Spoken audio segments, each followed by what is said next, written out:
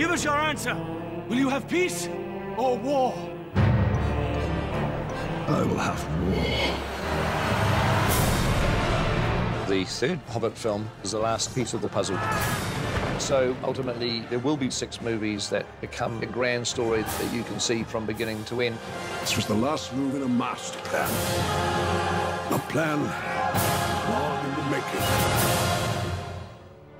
In the end, all these threads are going to intersect. Then people are going to see each story feeding into the other because they were always all part of the same story. Before you came along, we Bagginses were very well thought of. Hello, Mr. Bilbo. Never had any adventures or did anything unexpected. If you're referring to the incident with the dragon, I was barely involved. All I did was give your uncle a little nudge out of the door. Can you promise that I will come back? No. And if you do, you will not be the same. Having done The Lord of the Rings, it was a joy for us to go back and to weave in threads and characters and setups that ultimately do pay off in The Lord of the Rings. In The Hobbit, we also layer in and introduce the resurrection of Sauron. At the end of the Second Age, when Sauron was defeated, the White Council was formed to guard against the return of that evil. There is something at work beyond the evil of Smaug. Something far more powerful. Sauron! The Battle of the Five Armies is initiated by Sauron. His armies are going to make this attack. And so, ultimately, it is his first strike. Why show his hand now? Because we forced him. We forced him, and the company of Thorin Oakenshield set out to reclaim their homeland. Sauron seeks control of the mountain. For where it lies, its strategic position. If Sauron can take the Lonely Mountain, he begins to corner the kingdoms of the free peoples of Middle-earth. Rivendell, Lorien, the Shire, even Gondor itself will fall. And so the Battle of the Five Armies is really the first conflict in the War of the Ring. It really is one of the most critical moments in the history of Middle-earth. Up until this battle, the elves and the dwarves have been at each other's throats. And so you get finally the realization that there is a greater enemy that is more important for them to be fighting rather than each other, which takes you through into the Lord of the Rings. This peril belongs to all Middle-earth. They must decide now how to end it. It's the beginnings of the pieces of the puzzle that lead to the formation of the Fellowship and the great fight for Middle-earth.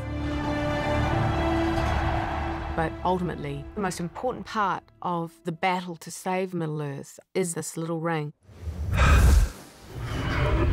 It has a beautiful fatefulness about it, that the most unlikely person should find the most powerful object in Middle-earth.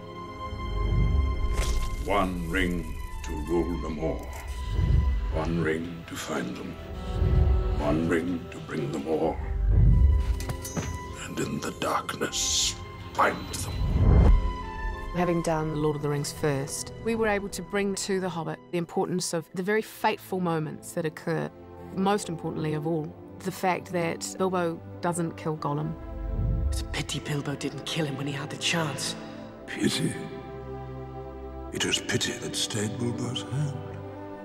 If Bilbo kills Gollum, Gollum is not there on Mount Doom to fall into the lava with the ring. It's easy to say, you know, you don't deserve to exist, but there was something in Bilbo that stopped him from doing that. The pity of Bilbo may rule the fate of men. Which finally was the salvation for everyone.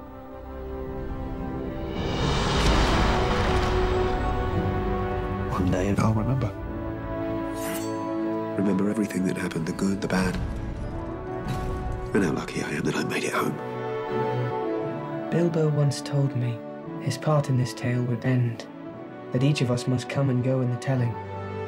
There and Back Again, A Hobbit's Tale by Bilbo Baggins, and The Lord of the Rings by Frodo Baggins. You finished it. It's wonderful to see you, Gandalf! Bilbo, watch out for the dragon!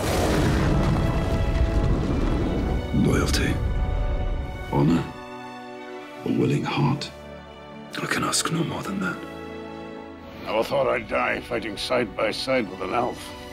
What about side by side with a friend?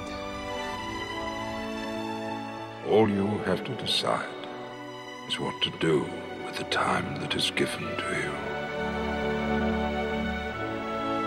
you. Even the smallest person can change the course of the